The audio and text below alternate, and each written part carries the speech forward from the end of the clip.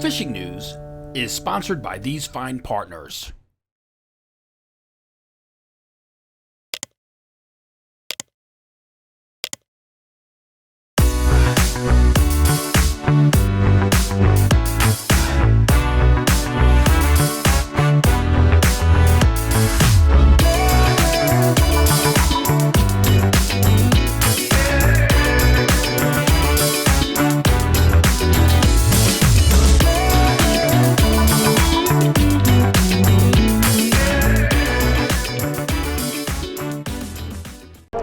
It's the most wonderful time of the year. Yeah, Thanksgiving is my favorite holiday, but after that last turkey leg, the final piece of my daughter's pecan pie, it's visuals like this that remind me that it's not over till it's over. And hopefully it ain't over until well into Christmas, maybe even the New Year. It's Thursday, November 30th, first day of December on Friday, finishing off the Turkey Day dressing, and then it's on to the rest of the holiday wrappings. But that opening clip is from Tuesday, out with some very close friends, running the beaches somewhere in Ocean County, that shows that yes, it is still happening, and that fat lady, she ain't singing just yet. I'm Jim Hutchinson with the New Jersey Delaware Bay edition of the Fisherman magazine. Now, we had blitz conditions in Sandy Hook last Tuesday before Thanksgiving. A few fish in the wash in Ocean County on Wednesday and Thursday. Black Friday blitzes popped up. Then Saturday afternoon saw the National Parfait Day blitz of 23, Manahawkin to Seaside. Sunday was the National Cake Day massacre at Island Beach State Park. And I guess Cyber Monday Madness. And Tuesday was the French Toast Blitz of 23. I know the blitz conditions really the second half of the state. Ocean County, Monmouth County, it does continue. There are some fish to talk about, a few across the Barnegat Inlet side, down along the beaches of LBI. But I gotta tell you, you know the fish are thick when the black cloud, the bad penny, the albatross around the neck, he himself can score not one, but two fish on a single cast. Yeah, Sandy will bite. Tins and teasers, two hooks. We've been talking about that for a couple of weeks. I was kidding with Frankie Z from Grumpy's. We were running around together on Tuesday. I said, typically, if on my very first cast I catch two fish at once at the same time, I'm done. Mic drop, get back in my truck, go home. Can't get any better from there. Of course, every time I sat down to warm up in the snow squalls on Tuesday, every time I sat down, I looked around, and there was the kid there with another fish. High hook Jenny. Hey everyone, welcome to this week's Open Boat. It's December, it's snowing right now, and we're still catching stripers. It's snowing for sure. Yeah, it's snowing. So if you watched any of the previous Open Boats on proper fall run attire, then you're all set. Get out here. We're on a 6 sandeel bite right now, and I'll show you some footage on why you should be out here still fishing. Let's get them.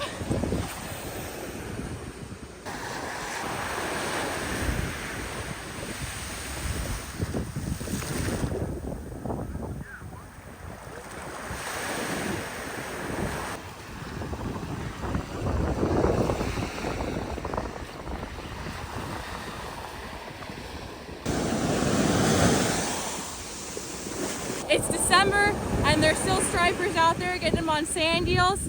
So the season isn't over yet. Get out there and catch them up. What a catch.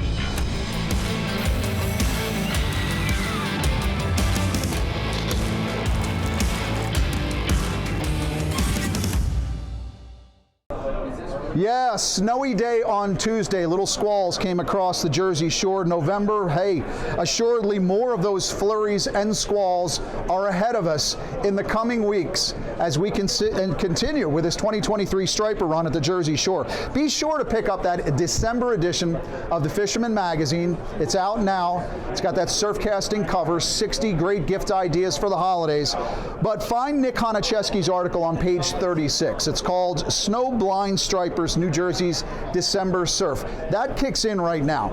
I mean, we're in the final days of November, but the tactics are there, and as Nick says, it really is time to scale down and make December a good one in the surf as this continues. That said, there are still some big fish in the neighborhood, right? All across the Jersey Shore. We'll talk about that because we'll head down into Atlantic and Cape May County as well. But in some of these situations, what we saw on Tuesday, actually, some of the bigger fish were out outside. It wasn't just the sand eels, but still the bunker, the peanuts and the cupcakes, bigger fish out there on top, the poppers, the Polaris poppers, the pencil poppers, of course, swim shads, getting out past those breaking fish. I was out this week with, I mentioned Frankie Z, my buddy Tom Lynch from Angry Fish Gallery. Tom was chasing these blitzes last week, and he said, go get a Hopkins shorty, man. Make sure to put that in the bag. I was like, yeah, that makes sense. Sometimes as surfcasters, we start looking at all the newfangled stuff, right? We forget about all those old standards. So I did put a Hopkins in the bag this week, and because those fish were out far and they were feeding on bunker, a nice launch of the Hopkins, mimicking bunker. It's terrific. So really, don't forget the old standards. Sometimes there really is no equal. Fish coming in tight. It's a great time to get those young guns or the young guns of the future in on this fishery, because a lot of times, especially as the sand eel bite starts, or you get those peanut bunker blitzes in the wash, you can get those kids out there because you really don't have to cast very far. Michael Scruggs, proud dad moment here. He sent a couple of photos. First, he got Finn in on his very first bass. He said a dozen fellow surfcasters were all high-fiving Finn, so he thought it was the best. And then daughter Ellie, she was into the action as well. So if you can deal with the cold, especially if you're running in the buggy, it's a great time to take the kids. Get in the buggy, warm up, bring the hot chocolate, get out there, make a few casts, because those fish are in tight, even if they're not sizable ones where they're feeding on the sand eels. It's a great opportunity to get the kids a tug on the line in the surf. Yeah, so top half of the state, but if you're hitting the surf, make sure you do plan on the sand eels. And that should be anywhere, down Atlantic and Cape May County as well. There's definitely a good sand eel bite starting to materialize in Ocean County, but also prepare for those blitzes. The peanuts, some adult style bunker, size bunker are still in the mix as well, from what some folks are telling me, just offshore. So you want those swim shads, you want all the stuff that you want to mimic for the peanut bunker as well. I'll have more to share on this week's trip to the beach. On Tuesday, I mentioned the day with Frankie and Tom. We had the American Sportfishing Association's president, Glenn Hughes, was in town this week, along with the Atlantic Policy Director at the ASA, Mike Leonard, Jenny and I, Mike Caruso from the Fisherman. We're all out there because those folks are all in town this week for the Folsom Tackle Show. Folsom Tackle Show here at the Golden Nugget in Atlantic City. That's where I am at this moment. Every year around this time, I do my video from here. It's not a consumer show, folks, so you're not missing anything. But this is where all the tackle shops in the tri-state region descend on Atlantic City. All these manufacturers under one booth, or under one roof, I should say, and folks are going booth to booth making their purchases for the 2024 season. So a lot of what I'm able to learn here from some of the shops, all of our favorite shops, the ones that advertise in the Fisherman magazine, I'm talking to them. I'm talking to the manufacturers about what's new, what's coming out. It's sort of like insider trading, if you will. I talked to Chris Bishop from Missouri, who's been running the beaches as well this week. I've got a little video from him at the end telling me how he was dealing with those long distance casts. But when they order it here, this is the stuff we're going to see a lot of in 2024. We'll have some subsequent videos coming out about this show, about some of the good things that we find here. But I'll tell you, I can already see it now. The tsunami sand eels are moving fast. I see a lot of Ava jigs moving fast. Ava jigs are the thing that nobody can keep in the shops right now. Again, good indication of that sand eel bite. But I would remind you of this. The Avas are a good casting distance lure, so if you do find those fish are blitzing, they're up on top, they're crashing peanuts, the Ava will still work in that situation as well. Now, as we get down into the lower half of the state, we don't see those blitzes in Atlantic County, in Cape May County, but I'll tell you, maybe it's the Niners, the shad umbrella rigs, the mojos, that striper fishery is happening right now in the lower half of the Jersey Shore, but I don't know what it is. When those bass seem to hit Barnegat Inlet, it's almost like they don't travel the beach anymore, they start to run south. So most of the best action is still inside the line. Yeah, there are a ton of stripers outside the 3 mile line where you're not allowed to be. Coast Guard cutters have been popping up here and there enforcing the no striper fishing and the EEZ restriction.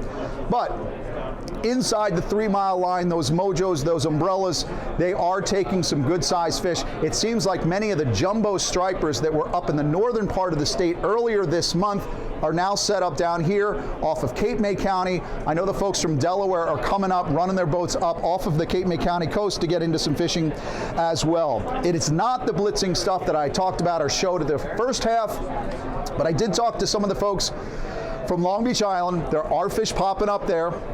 Plenty of good weigh-ins in that LBI Surf Fishing Classic, which runs through December 10th. But there is a body of good-sized fish down here in the southern half of the state. It's just a little bit off the beach, so you're going to have to make sure you get in the boat. Now, in our weekly reports at thefisherman.com, we do it every week. Every week, you can go to thefisherman.com on Monday afternoon or Tuesday morning and find the latest reports. Violet from Chestnut Neck Boatyard, she reported a few National Geographic scenes around the Thanksgiving holiday off of Atlantic City. Large pods of bunker being completely decimated by stripers, whales, and even the occasional bluefin tuna. Anglers were able to hook up outside, mostly overs. They were either live lining bunker or dragging those mojos. Now, along the beaches and jetties down into Atlantic County, we are still getting some reports of some big fish being caught and released on plugs and also live eels. So that old school live eel and along the jetty rocks, especially at night, could get you into a really good striper. And again, don't forget, we've got that 28 to 31 inch size limit, so you're throwing the unders and you're throwing the overs away. But I'll tell you, there's still some good action moving into the Hannukah River, for example. Again, Violet also said anglers are finding that live eels are accounting for stripers in the bonus tag slot range as well. Now, the problem, as we do know, spoke about it before, the farther south you go into Cape May County waters down off of Delaware, the more apt you are to find fish in the deep. Their weekly reports at thefisherman.com, the crew at Fanatics in Ocean City said the big stripers are in solid, but in about 30 to 50 feet of water, which off Ocean City is about 7 miles off the beach. So if you're wondering where the stripers are, it seems to indicate that's where those are. Those fishing inside the 3 mile line and down into Cape May and off of Delaware Bay are finding fish on the troll, like I said, but as Billy at Fanatics told us this week, the action is far from hot and heavy as it has been in the northern half of the state. Though consistency on the striped bass grounds there remains in the back, sod banks and bridges. I mean, it's very much like this satellite tagging image of the fish from last year, the fish named Berkeley, right? We tagged it, we reported on this last year, but Nick with Hands 2 Bait and Tackle reminds us this week that solid striper fishing didn't get started out of Cape May until January of last year. That's when this fish, Berkeley, you can see her track. She's still up in North Jersey in December. She's still up there until January, and then it's running down the line. It's quite a difference from 20 years ago when it wasn't there wasn't so much bunker off the beach, right? 20 years ago, if you would ask me, where's the best place to go catch a jumbo striped bass, I would have said Cape May Rips, down into Fortescue, go chunking. But 20 years of bunker conservation, I think all that bait offshore, that's what's keeping those fish off the beach. It's certainly what's keeping a lot of the stripers from running inside of Delaware Bay to root around for food. Now, we do have striped bass changes on the horizon again at this point as we enter the holiday season. The Atlantic States Marine Fisheries Commission, or ASMFC, they're reviewing another addendum to the fishery management plan and looking for more regulatory changes. That's going to be on both the commercial and the recreational side of the equation. Now, opinions have already been shared at some of the public comment sessions, and you know what they say about opinions. There's discussion about changing the slot size, right? Having separate regulations for the private angler and for the for-hire captain. I've heard some anglers talking about, they want to stop New Jersey's bonus program. Make the entire fishery catch and release. Don't allow anybody to keep a fish for the table. Maybe, having a saltwater fishing license is very high and forcing people into classrooms to study striped bass before they're allowed to catch them. Well, I don't know what your opinion is, but you can sit back and throw stuff at the computer, or you can tell that poor kid at the tackle shop how upset you are with the regulations. What's he going to do about it? Or you can sit in on the next 2-hour session. That's next Tuesday, 6 p.m. to 8 p.m. That's Tuesday, December 5th. It's going to be at the Stafford Township Administration Building. That's at 260 East Bay Avenue in Manahawkin. The striper session, 2 hours, 6 to 8 p.m., 2 hours of your life. Be able to chime in, give your opinion on striped bass, or listen to what everybody else is saying about what they expect from the striped bass fishery in the future. I'll be there. I'll report back on what's been discussed. It's a lot of this stuff that we just talked about. I mean, some people really have some extreme views on striped bass. In fact, I got into a little social media debate with some keyboard warrior before Thanksgiving who said, quote, "You're among the dumbest people on the planet," because apparently I questioned him on how he and some of the other striped bass snobs could justify, well, what he wanted to do is say, after you go to the beach and catch 6 stripers, you should be done for the day. Because apparently he doesn't catch many stripers where he is, so anybody that's into a blitz, you got to stop fishing after 6 fish. Plus, he also wants to eliminate recreational harvest of striped bass altogether. Folks, if you don't participate in these meetings, getting involved in the future of striped bass fishery, then the loudest voices, often the vocal minority, they're the ones that get heard very often. Don't let that happen. 6 to 8 p.m., Tuesday, December 5th, Stafford Township. You can go get more information at njfishandwildlife.com or call 609-748-2020. Public comment on this new addendum and what people expect from the striped bass fishery into the future, that's due on December 22nd. Now, earlier this week, another situation that just arrived. Phil at the tackle box called me, let me know about some tar balls washing up along Monmouth County beaches this week, apparently from around Seabright down to Long Branch. Cindy Ziff and the crew from Clean Ocean Action, they were quick to respond. They're putting the notification out. If you find these tar balls or these slicks along the beach anywhere, you're instructed to contact the DEP as soon as possible. Now, the United States Coast Guard has announced that they're on this situation as well. Crews are on the scene. They're trying to find the source while also handling cleanup and assessing the situation. I understand, again, these tar balls, this slick, it's washing up someplace between Seabright and Long Branch along the entire stretch. But if you do stumble upon this, make sure you let the National Response Center know. They're at the U.S. Coast Guard Service, 800-424-8802. Now, we got a cold spell this week. I mentioned the snow. Temperatures down into the 20s this week. It was bound to happen sooner or later, but perhaps that's going to be good for dropping the water temperatures as well. Be pretty good for guys looking to get out for blackfish. It's been mostly a pick off at the reefs, the wrecks, and the snags, but also we have still a lot of tog in at the jetty rocks here in Atlantic City. Noel at One Stop Bait and Tackle keeps talking about how it's banging. Guys are still catching tog along these jetties. But as that water temperature drops, you can expect those blackfish to move a little farther east to be set up on those reefs and those wrecks and those snags. So I really anticipate a really good tog fishery come in November. And don't forget too, where we are right now, as of Friday, we're only going to get another 30 days or so of black sea bass and porgy before the regulatory window comes closing down pretty quickly right after Christmas. Get in those trips now. If you laid up the boat for the winter, you don't feel like heading out, lo and behold, you can go on the head boats, load up on the sea bass. They'll clean the fish when you come in, right? Or for hire, they're going to be running for blackfish and black sea bass as well. Final hours for the Fisherman Magazine's Dreamboat Fishing Challenge. For one last look at the leaderboard for this month, we'll send it back to our virtual studio, the very own Tim Smith.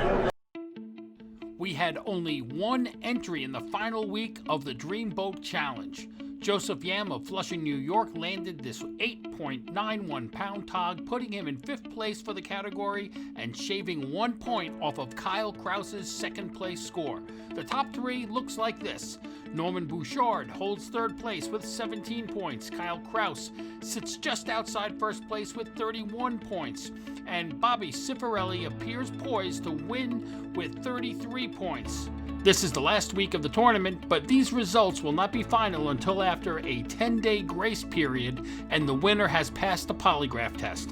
The Dreamboat Fishing Challenge is the Fisherman subscriber-only multi-species fishing competition with a chance to win a 21-foot Steigercraft center console powered by Yamaha, along with many other great prizes. Visit thefisherman.com to subscribe and get all the details so you can be part of the action. For more than 20 years, anglers everywhere have come to know one thing, that nothing says no to fish bites. Bluefin tuna popping up just off the beach. Some folks have seen them right there on the beach. Sometimes it's literally just outside the breakers, anywhere from 3 to 6 miles out to 10 to 15. That's this time of year. All that bait. We're talking about all the bait in the water. That's what's feeding those bluefin tuna as well. It's because of all that variety.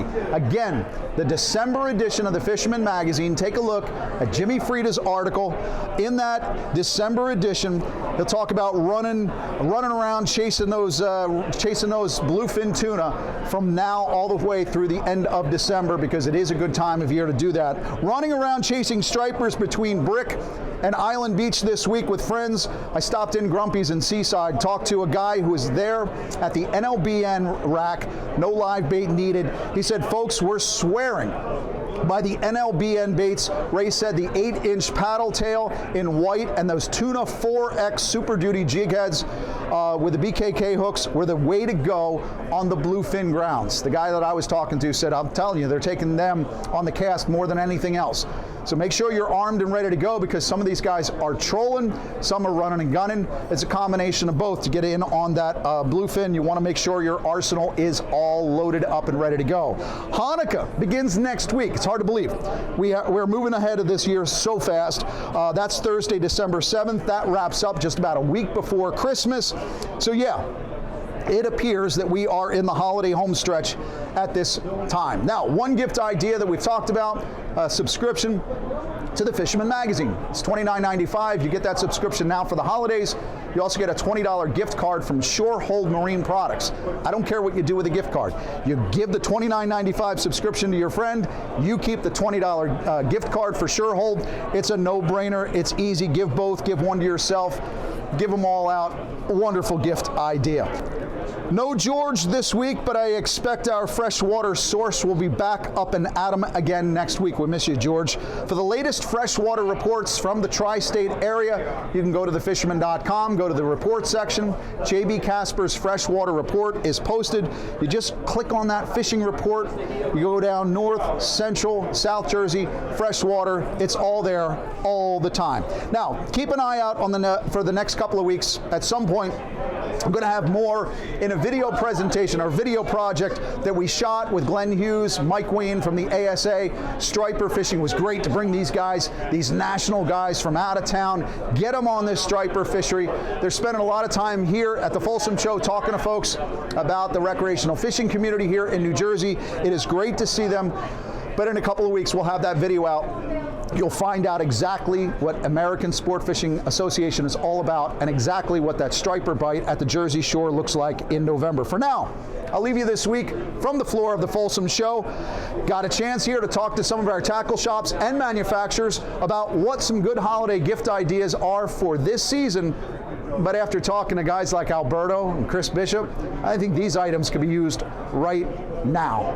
Hey, what's up? It's Greg at Fisherman's Headquarters here at the Folsom Show. I want to show you guys a couple awesome products for the fall season, late fall. Sand eels are great. Soft bait here from Tsunami. Catch a lot of striped bass on these, whether you're fishing the beach or the boat. Great late season fishing lure. Check them out at Fisherman's Headquarters. Check them out at your local tackle shop. And hopefully you guys have an awesome holiday season. Merry Christmas. Happy holidays. Hi there, this is Crazy Alberto. Happy New Year, happy holidays, Merry Christmas, and all that good stuff. It's the holidays, you gotta remember, if there's one item that you probably need for a fisherman, I would highly strongly recommend a Tactical Angler's Power Clips. Why? Because all your favorite fishermen are gonna have all the wonderful great lures, but one thing you have to remember, the objective is the more lure that you could change on the prime magical window is to use a power clips, because you could change your lures instantly. But anyway, happy holidays, enjoy it, and good fishing for next year. stop by Jingles. We've got a lot of gear ready for the holidays, for the favorite fisherman in your life, and we're going to be excited next year to have the Fish Bite 6-inch grubs. They are soaked, or they're made out of the material. They're not soaked in it. They're very durable. We've gotten a lot of positive feedback about them. A lot of the guys that are going out on the party boats are using them with a lot of success. So we're excited to have the Fish Bites product at Jingles. So this is the Hydro Monster Shot 140. So this is a new size. It's a new 3.5 ounce. And we're here, I've been fishing the seaside area all day on Tuesday, and unfortunately, the schools of bait were kind of staying out on the outside of the bar for most of the day. There was a couple times when they'd blitz in and come in, you'd be able to catch them on just about anything you threw, but for most of the day, they were staying just out of range. And there was a ton of guys on the beach just standing there staring at the birds and watching the fish bust on top. What I did was I went in my bag and said, what is the thing that I can throw the farthest? And that's a 3.5 ounce monster shot. I was throwing this 125, 150 yard cast with a 10-foot rod.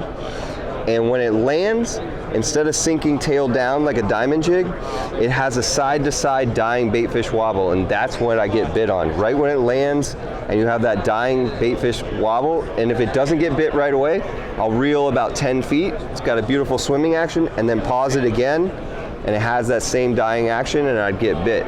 It's all about getting the bait into the fish, and if you're looking for something that throws like a diamond jig but has a lot better color and look to it and a lot better action on the fall, it's the Hydro Monster Shot 140. Just hit the market now. Check it out. It'll allow you to reach fish you could never get to before.